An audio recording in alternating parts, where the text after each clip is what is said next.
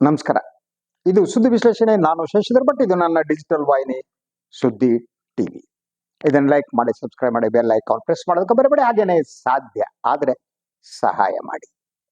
ಸ್ವಾತಂತ್ರ್ಯ ಪತ್ರಿಕೋದ್ಯಮವನ್ನು ಉಳಿಸಿ ಬೆಳೆಸಿ. ಉಪರಾಷ್ಟ್ರಪತಿ ರಾಜೀನಾಮೆ, ಅದರ ನಂತರದ ಬೆಳವಣಿಗೆಗಳು, ಯಾಕೆ ಧನ್ಕರ್ ರಾಜೀನಾಮೆ ನೀಡಿದರು, ಅದರ ಹಿನ್ನೆಲೆ ಏನು, ಕಾರಣಗಳೇನು, ಭಾರತೀಯ ಜನತಾ ಪಕ್ಷದ ಒಳಗಡೆ ಏನಾಗ್ತಾ ಇದೆ,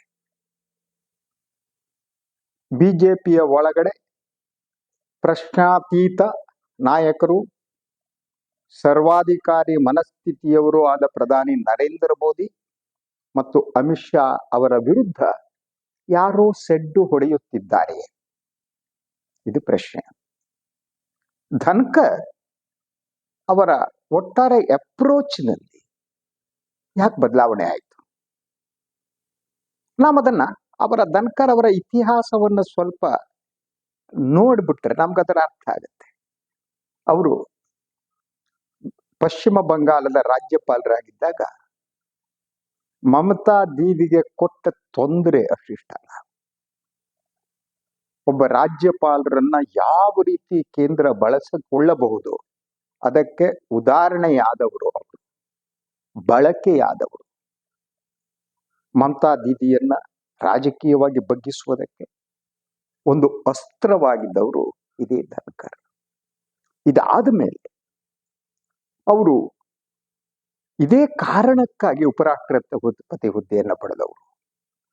ಮೋದಿ ಅಮಿತ್ ಶಾ ಇಬ್ಬರಿಗೂ ಬಹಳ ಇಷ್ಟವಾದರು. ಅವರ ಅಪ್ರೋಚ್, ಅಟ್ಯಾಕ್ ಮಾಡೋ ಅಂಥದ್ದು, ಬೇರೆಯವರ ಬೆನ್ನು ಮುರಿಯುವ ರೀತಿ ರಾಜಕಾರಣ ಮಾಡಿದ್ದು ಮೋದಿ ಮತ್ತು ಅಮಿತ್ ಶಾ ಬಹಳ ಇಷ್ಟ ಆಗಿ ಅವರನ್ನ ಉಪರಾಷ್ಟ್ರಪತಿ ಮಾಡಲಾಯಿತು.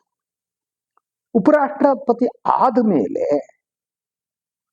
ಅವರು ರಾಜ್ಯಸಭೆಯಲ್ಲಿ ಪ್ರತಿಪಕ್ಷಗಳನ್ನ ಯಾವ ರೀತಿ ಮಣಿಸಿದ್ರು ನೋಡಿ. ಪ್ರತಿಪಕ್ಷಗಳಿಗೆ ಮಾತನಾಡುವುದಕ್ಕೆ ಅವಕಾಶ ಇರಲಿಲ್ಲ. ಒಟ್ಟಾರೆಯಾಗಿ ಪ್ರತಿಪಕ್ಷಗಳು ಅವರ ವಿರುದ್ಧನೇ ನಿರ್ಣಯವನ್ನ ಅಂಗೀಕರಿಸುವುದಕ್ಕೆ ಪ್ರಸ್ತಾವನೆಯನ್ನ ಕಳಿಸುವವರೆಗೂ ಹೋಯಿತು. ಬಾಯಿ ಮುಚ್ಚಿಸ್ತಿದ್ರು, ಎದ್ರೆ ನಿಂತ್ರೆ ಎಸ್, ಒಂಥರ ಹೀಸ್ ಮಾಸ್ಟರ್ ವಾಯ್ಸ್ ಅಂತ. ಎಲ್ಲೋ ಬರುವ ಸೂಚನೆಗಳನ್ನ ಇವರು ಪರಿಪಾಲಿಸ್ತಾ ಇದ್ರು. ಸೊ ಬದುಕಿನಲ್ಲಿ ಹೇಗಿರುತ್ತೆ ಗೊತ್ತಾ ನಿಮ್ಗೆ? ಈ ಬಗ್ಗಿ ನಿಲ್ಲುವುದಿರುತ್ತಲ್ಲ, ಈ ಬಗ್ಗಿ ನಿಲ್ಲುವುದಕ್ಕೆ ಅದಕ್ಕೊಂದು ಸಮಯ ಅನ್ನೋದು ಕೂಡ ಇರುತ್ತೆ. ಬಗ್ಗಿ ನಿಂತವರು ಸದಾ ಬಗ್ಗಿ ನಿಲ್ತಾರೆ ಅಂತ ಹೇಳಕ್ಕಾಗಲ್ಲ. ಯಾವುದೋ ಒಂದು ಸಂದರ್ಭದಲ್ಲಿ ಅವ್ರು ಎದ್ದು ಬಿಡ್ತಾರೆ. ಸಾಕಪ್ಪ ಸಾಕು ಅನ್ಸಕ್ ಪ್ರಾರಂಭ ಆಗುತ್ತೆ. ಎಲ್ಲಿಯವರೆಗೆ ಈ ರೀತಿ ಕೆಲಸ ಮಾಡೋದು ಅನ್ಸಕ್ ಪ್ರಾರಂಭ ಆಗುತ್ತೆ. ಸೊ ಜಗದೀಪ್ ಧನ್ಕರ್ ಅವರಿಗೆ ಅದೇ ಆಗಿರಬೇಕು. ಅವರು ಎದ್ದು ನಿಲ್ಲುವುದಕ್ಕೆ ಪ್ರಾರಂಭಿಸಿದರು. ಎದ್ದು ನಿಲ್ಲುವುದಕ್ಕೆ ಪ್ರಾರಂಭಿಸಿದವರು ಅವರು ಮೊದಲು ಮಾಡಿದ್ದು ಐ ಎಮ್ ನಂಬರ್ 2, ಪ್ರಧಾನಿಗೆ ಇರುವುದಕ್ಕಿಂತ ಹೆಚ್ಚು ಪ್ರೋಟೋಕಾಲ್ ನನಗಿರಬೇಕು, ಈ ರೀತಿ ಮಾತನಾಡುವುದಕ್ಕೆ ಪ್ರಾರಂಭ ಮಾಡಿದರು. ಬಗ್ಗಿ ನಿಂತವರು ಮೋದಿ ಅಮಿತ್ ಶಾ ಅವರ ಎಜೆಂಡಾವನ್ನ ಪರಿಣಾಮಕಾರಿಯಾಗಿ ಇಂಪ್ಲಿಮೆಂಟ್ ಮಾಡ್ತಾ ಇದ್ದಂಥ ವ್ಯಕ್ತಿ. ಬಗ್ಗಿ ನಿಂತವರು ಸೊಂಟದ ಶಕ್ತಿಯನ್ನೇ ಕಳೆದುಕೊಂಡವರು ಸೊಂಟವನ್ನ ಎತ್ತಿ ಎದ್ದು ನಿಂತವರು. ಸೊ ಇದು ಒಂದು ಇಂಡಿವಿಜುವಲ್ ಕೇಸ್ ಅಂತ ಅಲ್ಲ. ಬಿಜೆಪಿಯ ಒಳಗಿನ ಬಿಕ್ಕಟ್ಟೇನಿದೆ ಆ ಬಿಕ್ಕಟ್ಟು ಇದರಿಂದ ಪ್ರತಿಬಿಂಬಿತವಾಗಿದೆ. ಬಿಜೆಪಿ ಒಳಗಿನ ಬಿಕ್ಕಟ್ಟಿನ ಬಗ್ಗೆ ಗಂಭೀರವಾದ ಚರ್ಚೆ ನಮ್ಮಲ್ಲಿ ನಡೀತಾ ಇಲ್ಲ ಮಾಧ್ಯಮದಲ್ಲಿ. ಯಾಕಂದ್ರೆ ಗೋಧಿ ಮೀಡಿಯಾ ಇಂತಹ ಚರ್ಚೆ ಮಾಡಲ್ಲ. It is a very serious thing.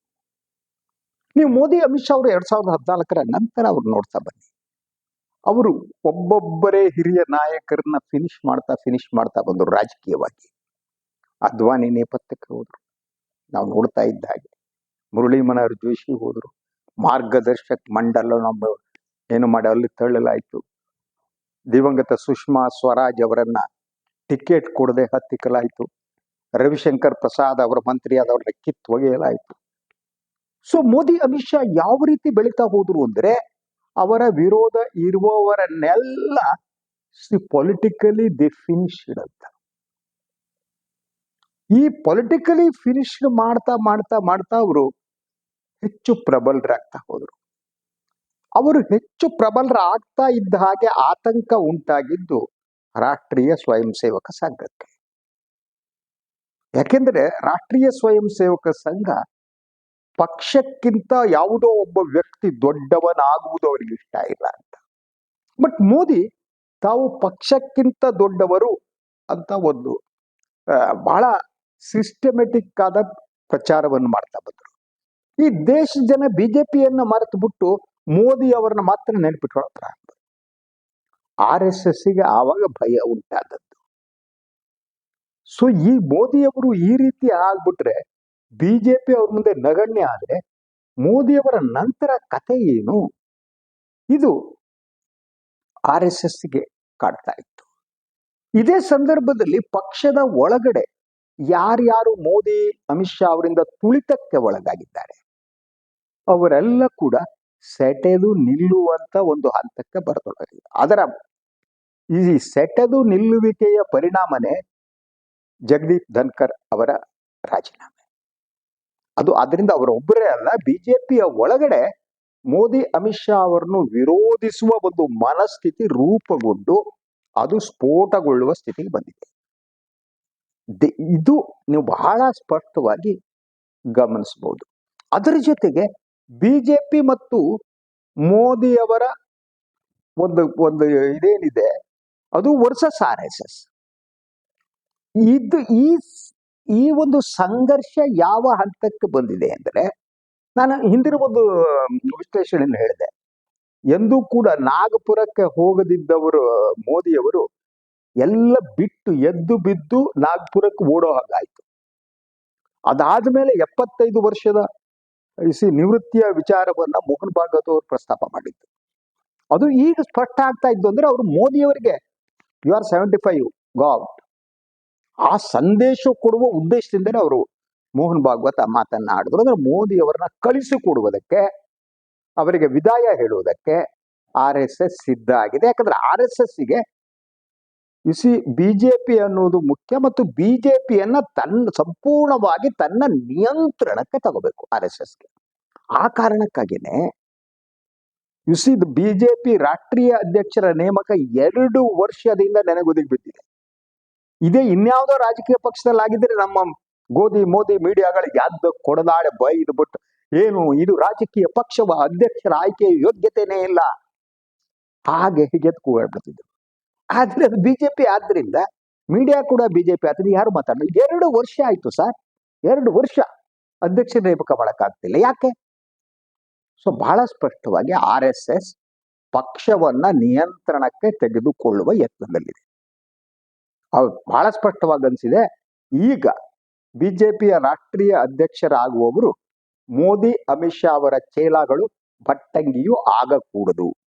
ಒಂದು ಇಂಡಿಪೆಂಡೆಂಟ್ ಆದ ಒಬ್ಬ ವ್ಯಕ್ತಿ ಆಗಿರಬೇಕು ಮತ್ತು RSS ಮನಸ್ಥಿತಿ RSS ಮೌಲ್ಯಗಳಿದೆಯಲ್ಲ ಅದನ್ನ ಪ್ರತಿಪಾದಿಸುವಂತಹ ವ್ಯಕ್ತಿನೇ ಆಗ್ಬೇಕು ಅಂತ ಇಂಡಿಪೆಂಡೆಂಟ್ ಆದ ವ್ಯಕ್ತಿತ್ವ ಹೊಂದಿರುವವರನ್ನ ಬಿಜೆಪಿ ಅಧ್ಯಕ್ಷರನ್ನು ಮಾಡುವುದಕ್ಕೆ RSS ಬಯಸುತ್ತೆ. ಆದರೆ ಮೋದಿ ಅಮಿತ್ ಶಾ ಅವರ ಎಲ್ಲ ಆಯ್ಕೆಗಳು ಹೇಗಿದೆ ಅಂದ್ರೆ ಅವರು ಚೇಲಾಗಳು, ಬೆನ್ನೆಲುಬಿಲ್ದಿದ್ದವರು, ಹೇಳಿದ್ದನ್ನ ಕೇಳುವವರನ್ನ ಮಾತ್ರ ಅವರು ನೇಮಿಸ್ತಾರೆ. ಸೊ ಅದಕ್ಕೆ ಈ ಧನ್ಕರ್ ಕೂಡ ಹಾಗೆ ಇದ್ದು ಪ್ರತಿಭಟನೆ ಉಂಟಾದ್ದು. ಉಳಿದಂತೆ ನೀವು ಅವ್ರ ನೇಮಕವನ್ನು ಈ ರಾಜ್ಯಗಳ ಮುಖ್ಯಮಂತ್ರಿಗಳು ನೋಡಿ, ರಾಜಸ್ಥಾನದಲ್ಲಿ ನೋಡಿ ಬೋರ್ಡ್ಗಿಲ್ದಿದ್ದವ್ರು ಮುಖ್ಯಮಂತ್ರಿ, ಮಧ್ಯಪ್ರದೇಶದಲ್ಲಿ ಬೋರ್ಡ್ಗಿಲ್ದಿದ್ದವ್ರು ಮುಖ್ಯಮಂತ್ರಿ, ಉತ್ತರಾಖಂಡದಲ್ಲಿ ಬೋರ್ಡ್ಗಿಲ್ದಿರೋ ಮುಖ್ಯಮಂತ್ರಿ.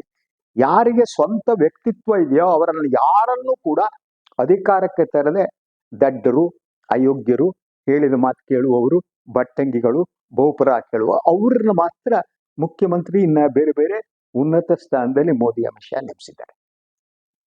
ಇದಕ್ಕಾಗಿ ಒಳಗಡೆ ಒಂದು ಅತೃಪ್ತಿ ಇದೆಯಲ್ಲ. ಈಗ ರಾಜಸ್ಥಾನದಲ್ಲಿ ವಸುಂಧರಾ ರಾಜೆ, ಹಾಗೆ ನೀನು ಮಧ್ಯಪ್ರದೇಶಕ್ಕೆ ಬಂದರೆ ಪಕ್ಷ ಗೆಲ್ಲೋದಕ್ಕೆ ಬಹಳ ಮುಖ್ಯ ಕಾರಣರಾದವ್ರು ಯಾರು? ಶಿವರಾಜ್ ಸಿಂಗ್ ಚೌಹಾಣ್. ಅವ್ರನ್ನ ಎತ್ಬಿಟ್ಟು ಡೆಲ್ಲಿಗೆ ಹಾಕಲಾಯ್ತು. ಯಾವುದೋ ಬೋರ್ಡ್ಗಿಲ್ದಿರೋ ಒಂದು ವ್ಯಕ್ತಿ ಹೆಸರು ನೆನಪಿಲ್ಲ ಅಂತವ್ರದ್ದು.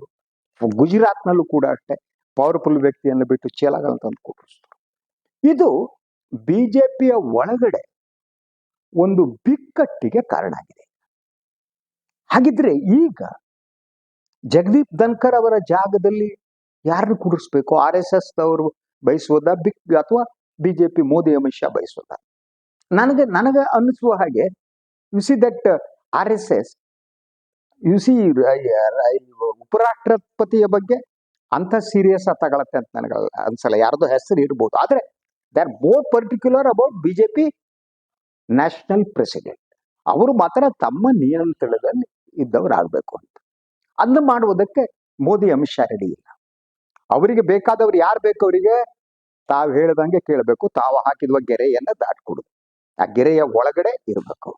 ಲಕ್ಷ್ಮಣ ರೇಖೆ, ಮೋದಿ ಮತ್ತು ಅಮಿತ್ ಶಾ ಲಕ್ಷ್ಮಣ ರೇಖೆ ಇದೆಯಲ್ಲ, ಅದನ್ನ ದಾಟಿದ್ರೆ ರಾವಣ ಬಂದು ಎತ್ತಾಕೊಂಡು ಹೋಗ್ತಾ ಅಂತ. So that is the thing. ಈ ವಿಚಾರದಲ್ಲಿ ಸಂಘರ್ಷ ಪ್ರಾರಂಭ ಆಗಿದೆ. ಅದು ಈ ಧನ್ಕರ್ ಅವರ ರಾಜೀನಾಮೆಯ ಸಂದರ್ಭದಲ್ಲಿ ಸ್ಫೋಟಗೊಂಡಿದೆ. ಅಂದ್ರೆ ಬಿಜೆಪಿಯ ಒಳಗಡೆ ಬಗ್ಗಿ ನಿಂತವರು ತಲೆ ಎತ್ತುವುದಕ್ಕೆ ಪ್ರಾರಂಭ ಮಾಡಿದ್ದಾರೆ. ಅದು ಮನುಷ್ಯರ ಮೂಲಭೂತ ಗುಣ. ನೀವು ಯಾರನ್ನಾರು ಹತ್ತಿಕ್ತಾ ಹೋದ್ರೆ ಎಲ್ಲಿವರೆಗೆ ಹತ್ತಿಕ್ತೀರಿ? ನೀವು ಮೆಡ್ತಾ ಇರ್ತೀವಿ. ಯಾವುದೋ ಒಂದು ಹಂತದಲ್ಲಿ ಅವರು ಎದ್ದು ಬಿಟ್ಟು ಮೆಟ್ತಿಯ ನನ್ನ ಮಗನೇ ಅಂತ ಒದ್ಬಿಡ್ತಾರೆ. ಒಂದು ಪ್ರತಿಭಾ ವ್ಯಕ್ತಿಯಲ್ಲೂ ಇರುತ್ತೆ. ಒಂದು ಹಂತದವರೆಗೆ ಮತ್ತೆ ಅದೆಲ್ಲ ನಡೀತಾ ಹೋಗುತ್ತೆ. ನಿಮ್ಮ ಈ ಸರ್ವಾಧಿಕಾರಿ ಮನೋವೃತ್ತಿ, ಎಲ್ಲ ವಿಶ್ವದ ಸರ್ವಾಧಿಕಾರಿಗಳು ನಾಶ ಆಗಿದ್ದಾರೆ ಸರ್, ಯಾರೂ ಉಳಿದೇ ಇಲ್ಲ. ಸರ್ವಾಧಿಕಾರಿಗಳು ಒಂದು ಹಂತದವರೆಗೆ ಮಾತ್ರ ಅವರು ಪವರ್ಫುಲ್ ಆಗಿ ಕಾಣ್ತಾರೆ. ನಂತರ ಅವರು ದುರ್ಬಲರಾಗ್ತಾ ಹೋಗ್ತಾರೆ. ಯಾಕಂದ್ರೆ ಅವರ ಒಳಗಡೆ ಅವರು ಕುಸಿತಾ ಇರ್ತಾರೆ. ಹೊರಗಡೆ ಈ ಸರ್ವಾಧಿಕಾರಿ ಮನಸ್ಥಿತಿ ಕಾಣ್ತಾ ಇರುತ್ತೆ, ಒಳಗಡೆ ಕುಸಿತ ಹೋಗಿರ್ತಾರೆ. ಆ ಸನ್ನಿವೇಶದಲ್ಲಿ ಈ ಸರ್ವಾಧಿಕಾರಿ ಮನಸ್ಥಿತಿಯ ವಿರುದ್ಧ ಒಂದು ಜನತಂತ್ರವಾದಿ ಮನಸ್ಸು ಉಟ್ಕೊಳ್ಳುತ್ತೆ ಅಂತ. ಅದು ನೀವು ಮನುಷ್ಯನ ಇತಿಹಾಸದಲ್ಲಿ ನೋಡುವುದು. ಆದ್ರಿಂದ ಯಾವುದೇ ಸರ್ವಾಧಿಕಾರಿಯೂ ಬಹಳ ಕಾಲ ಉಳಿದಿಲ್ಲ. ಮತ್ತು ಸರ್ವಾಧಿಕಾರಿಯ ಅಂತ್ಯ ದಯನೀಯವೂ ದುಃಖಕರವೂ ಆಗಿರುತ್ತೆ. ಯಾರಿಗೂ ಆಗಲ್ಲ. ನೀವು ಅದು ಭಾರತದಲ್ಲೇ ನೋಡುವುದು, ಯಾವ ಸರ್ವಾಧಿಕಾರಿಗಳ ಕತೆ ಏನಾಗಿದೆ ಅಂತ ವಿಶ್ವ ರಾಜಕಾರಣದಲ್ಲೂ ನೋಡುವುದು. ಸೊ ಈ ಪ್ರತಿಭಟನೆಯ ಒಂದು ಧ್ವನಿ ಈ ಬಿಜೆಪಿಯ ಒಳಗಡೆ ಜಗದೀಪ್ ಧನ್ಕರ್ ಅವರ ರಾಜೀನಾಮೆಯ ಮೂಲಕ ಹೊರಗಡೆ ಬಂದಿದೆ. ಇದನ್ನು ಯಾವ ರೂಪವನ್ನು ಪಡೆಯುತ್ತೆ? ಸೊ ಇದು ಮೋಸ್ಟ್ಲಿ ಇದೆಲ್ಲ RSS ಮೇಲೆ ಡಿಪೆಂಡ್ ಆಗಿದೆ. RSS now it is frustrated. Modi Amit Shah ಬಗ್ಗೆ ಅವರಿಗೆ ಫ್ರಸ್ಟ್ರೇಷನ್ ಇದೆ. ಈ ಫ್ರಸ್ಟ್ರೇಷನ್ ಅವರಿಗೆ ಮಾತ್ರ ಇಲ್ಲ. ಬಹಳ ದೊಡ್ಡ ಫ್ರಸ್ಟ್ರೇಷನ್ ಇಟ್ಟಿರುವುದು ಉತ್ತರ ಪ್ರದೇಶದ ಮುಖ್ಯಮಂತ್ರಿಗೆ ಯೋಗಿ ಆದಿತ್ಯನಾಥ್. ಅವರು ಈಗಾಗಲೇ ಮೋದಿ ಅಮಿತ್ ಶಾ ಅವರ ಸೂಚನೆಗಳನ್ನ ಧಿಕ್ಕರಿಸ್ತಾ ಇದ್ದಾರೆ. ಈಗಾಗಲೇ ಸ್ಟಾರ್ಟೆಡ್.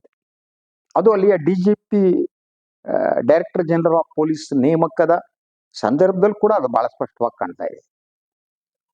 ಅವರು ಧಿಕ್ಕರಿಸ್ತಾ ಇದ್ದಾರೆ. ಆದ್ರೆ ಏನು ಒಂದು ಕೆಲಸ ಮಾಡ್ತಿದ್ದಾರೆ, ಇವಾಗ ದುಡ್ಡು ಖರ್ಚು ಮಾಡ್ಬಿಟ್ಟು ಎಲ್ಲಾ ಚಾನಲ್ನಲ್ಲೂ ಒಂದು ಅಡ್ವರ್ಟೈಸ್ಮೆಂಟ್, ಡಬಲ್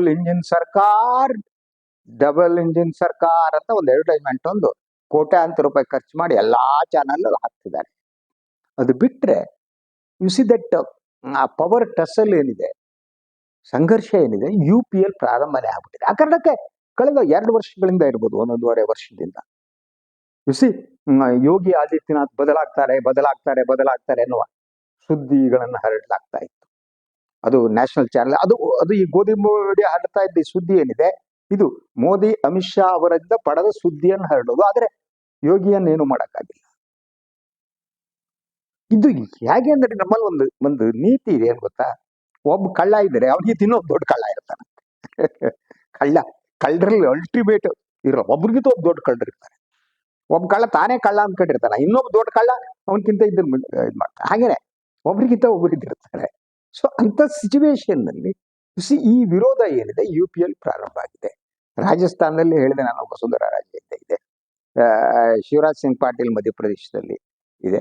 ಎಲ್ಲ ಕಡೆ ಈ ಒಳಗಡೆ ಈ ಬಿಕ್ಕಟ್ಟು ಸೃಷ್ಟಿಯಾಗಿದೆ.